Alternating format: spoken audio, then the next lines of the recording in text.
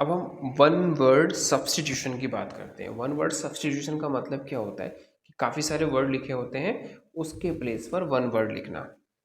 Sometimes we replace a phrase with one word, मतलब एक phrase होती है या कोई सेंटेंस होती है तो उसको हम एक वर्ड में चेंज कर देते हैं, ओनली एक वर्ड लिखते हैं उसकी जगह पर, तो उसको हम वन वर्ड सब्स्टिट्यूशन कहते हैं। This is called one word substitution.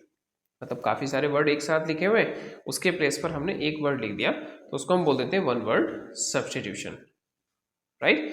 तो अब जैसे इसी में है सेंटेंसेस हैं आपके, choose one word for the sentences given below. ये जो सेंटेंस दिए हुए हैं उनके लिए वन वर्ड आपको नोट करना है। जैसे Samira loves to talk, she is. अब हमें इतना समझ लेना है कि समीरा लव्स टू टॉक का मतलब उसको बातें करना बहुत पसंद है। तो मतलब वो कैसी है, जो जो बहुत ज़्यादा बातें करते हैं तो वो कैसे होते, कहते हैं ना कि you are very talkative, right. So इसका मतलब टॉकेटिव हो जाएगा वो। ओके, मतलब समीरा शी इज टॉकेटिव, मतलब टॉकेटिव हो गई वो।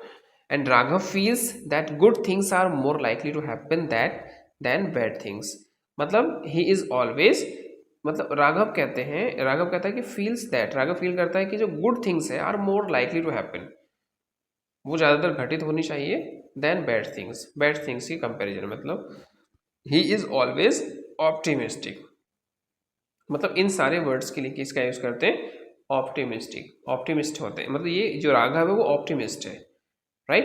And Amita is very shy, जो बहुत शाय होते हैं, and doesn't talk too much, और बहुत ज़्यादा बात किसी से नहीं करती है। तो सी इज, वो कैसी है, इंट्रोवर्ट। इंट्रोवर्ट मतलब वो जो बहुत लिमिटेड होता है, जो बहुत कम बातें करते हैं उनको इंट्रोवर्ट कहते हैं।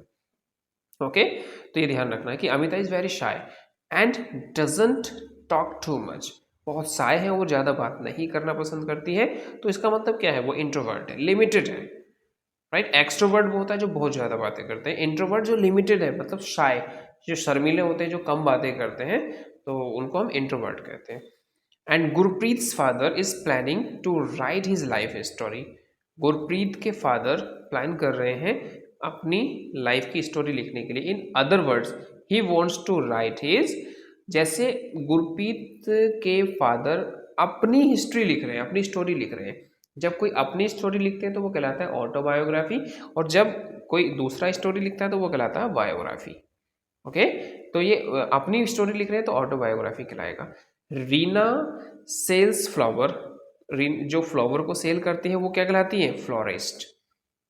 गार्डनर कौन होता है, जो बगीचे की देखभाल करता है वो गार्डनर होता है। तो ये फ्लोरिस्ट है क्योंकि फ्लावर्स को सेल करती है। And Manav does not know how to read and write, मतलब मानव नहीं जानते हैं कि लिखना और पढ़ना कैसे होता है, पढ़ना और लिखना नहीं जानते, इसका मतलब वो कैसा है, sorry, does not know how to read and write. ये आपने, ये रॉन्ग है यहाँ पर, एजुकेटेड नहीं होगा, वो इलिटरेट होगा। जो पढ़ना और लिखना नहीं जानते हैं कि पढ़ना और लिखना कैसे जाता है तो वो इलिटरेट होते हैं। इलिटरेट मीन्स जिनसे पढ़ना और लिखना नहीं आता है। And Raja कुक्स food in a big restaurant, he is ए, जो राजा है वो फूड को कुक करते हैं बिग, बड़े रेस्टोरेंट में। तो आपने बड़े रेस्टोरेंट में आपने नाम सुना होगा, शेफ होते हैं, तो क्या आ जाएगा, शेफ। शेफ की spelling CHEF, chef. And he treats animals, he is a vegetarian, sorry veterinarian, not vegetarian. Vegetarian से मतलब ही नहीं होता क्योंकि वो ट्रीट कर रहा है एनिमल्स को, तो वो वेटरिनेरियन है। इट्स मीन वो एक डॉक्टर है एनिमल्स का, राइट। जहाँ पर एनिमल्स को ट्रीट किया जाता है वो वेटरिनेरियन कहलाता है।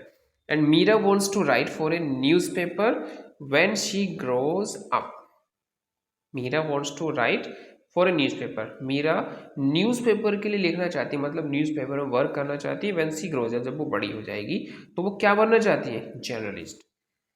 जो जर्नलिस्ट होते हैं वो न्यूज़पेपर में वर्क करते हैं, तो जर्नलिस्ट, JOURNALIST,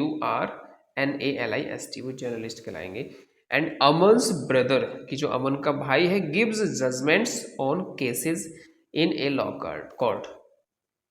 अब अमन का जो ब्रदर है वो जजमेंट देता है केसेस पर लॉ कोर्ट में, तो जजमेंट कौन देगा, जो जज होगा, इसलिए वो क्या कहलाएंगे, ही इज ए जज, वो एक जज होगा, नॉट ए सिंगर, ध्यान रखेंगे सिंगर नहीं होगा।